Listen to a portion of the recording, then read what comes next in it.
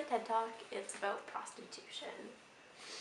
If you see a girl standing on a street corner wearing skimpy clothes and knee-high boots, you'd automatically consider them to be a hooker.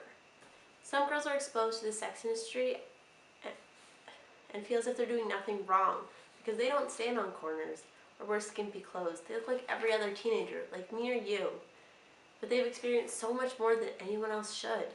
They experience so much drama and so much complication. No one should have to go through that. Teens as young as 10 years old get into this sex industry. They get lured by gifts and showered with items that people know they love. In the Toronto area alone, there are more than 10,000 prostitutes. That's 1/8 of Newmarket. Imagine being surrounded by your friends and knowing that some of them are prostitutes. That is crazy. Some girls are so young that they're not even aware what they're doing is bad. They don't process it until after what they've done and they've finally grown up to be adults or even around 20 years old. They don't process it, what they have done in the past. After looking at so many different stories of what young girls have been pulled into, one story caught my eye. It was about a girl named Emma. It took place in Yorkshire, England. She did not care for spending time with her mother when she was young. She was 13 years old. But her friends she had met at the local shopping mall convinced them that it's better to hang out with them. They turned out to be using her as bait by the local pimp, who was luring girls so he could groom them since they were young and when they were still naive, for a life of prostitution. She had no idea what she'd gotten herself into, but she loved the attention and the fact that all of her newfound friends were introducing them to their older friends. And she didn't have to report to anyone. She didn't have any parents to look after. She was independent. She didn't have to rely on anyone. And after meeting all of her new friends, they finally introduced her to Tarek, the pimp, who was running it all. He had reassured her that what she was doing was not wrong. It was her own choice to leave her family. She was mature enough to make her own decisions without her parents, and she felt loved and independent from Tarek, until the night when he pulled her from her bed and sexually abused her and raped her in the yard. She began to fear him, and he knew that he had gained full control over her. She had no choice but to let him sell her for sex to his male clients. He threatened that if she told anyone, he would harm her mother and rape her and then make her watch.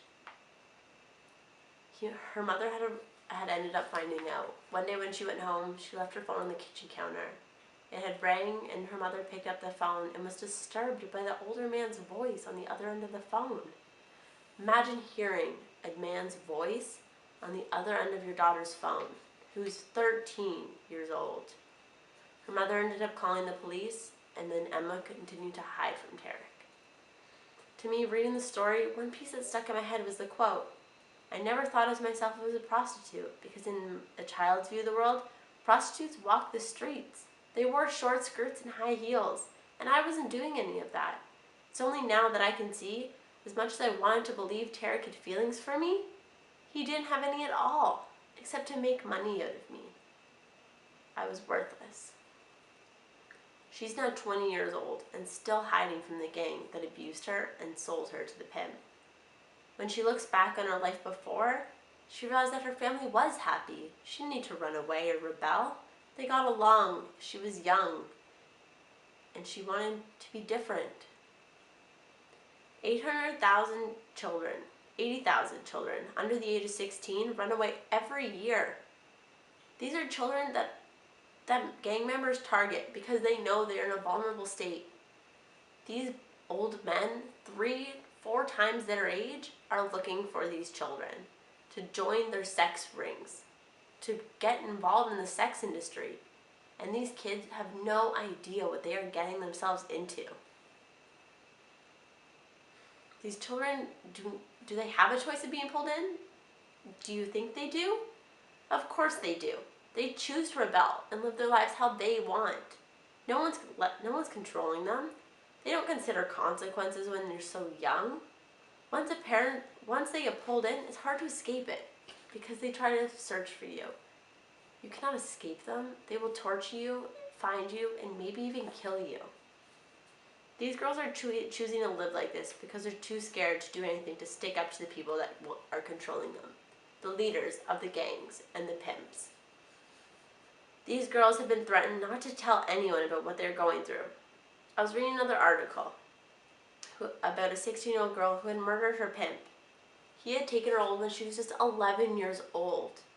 11 years old. You were supposed to be riding your bike and playing with dolls, going to Wonderland, going to Disney World, playing with your friends. But she got pulled into a prostitution ring. He had sexually and physically abused her for 3 years until she could no longer take it. She didn't know how to stand up for him. She didn't know how to escape without him coming after her. So she murdered him. She was sentenced to life in prison with no parole and maybe a death sentence. Imagine being 16 years old when one girl decides to stand up for herself and protect so many other girls that were involved in this sex ring, and she just got punished. She now is in prison. Online, you could find thousands and thousands of different stories about how girls have been lured in and transformed. Their lives have been changed completely, and they lose the rest of their childhood. I read a novel. It was called Lullabies for Little Criminals. It was focused around a young girl named Baby who lived with her drug-addicted father, Jules, in Montreal. She ended up turning to prostitution when she got involved with the wrong people. When you get involved with prostitution, you lose the rest of your childhood. A quote stood out to me in the novel. Becoming a child again is what's impossible. That's what you have a legitimate reason to be upset over. Childhood is the most valuable thing that's taken away from you in life. Once you leave your life as a teen or a child, you cannot return to your past. It has moved on, and time as well. Imagine living like this. People around you everywhere could be involved in this. There's nothing you can do to stop it, unfortunately, because if you get involved, gangs will get involved, and someone could end up dead. After looking up different quotes, I found a few from actual pimps that had been convicted.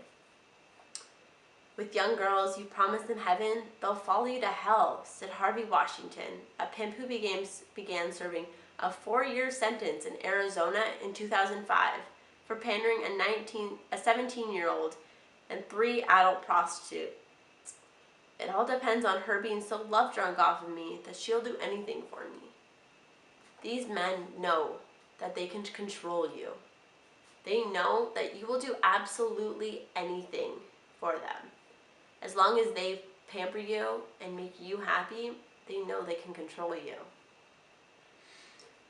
Kids go missing every day, and some of them don't come back.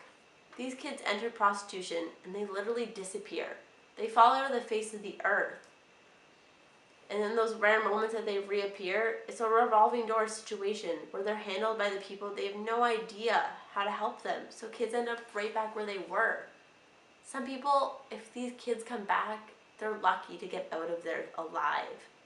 Because sometimes they can be so tortured, they don't know what to do with themselves. And when they do come back, they want someone that can help them. And when you try to help them but you don't know what to do, it can end up worse. These children don't want therapy. They want someone who knows what they're going through. And unfortunately, there's not that many people that actually know. Another pimp said, "My job is to make sure she has what she needs. Personal hygiene, get her nails done, take her to buy an outfit, take her out to eat, and make her feel wanted," said another pimp. "But I keep the money." These girls don't get a dime. They work long hours. Up to 25 clients a day they are forced to be with, and they do not get a single cent. They may get pampered and get their nails done, but they don't get any actual cash or money reward out of this. Money cannot fix what these girls are going through. They shouldn't have to go through something like this at all. They're young girls, younger than me. I'm 18 years old. These girls are like eight years younger than me, and they're getting pulled into prostitution. These girls do not have a choice.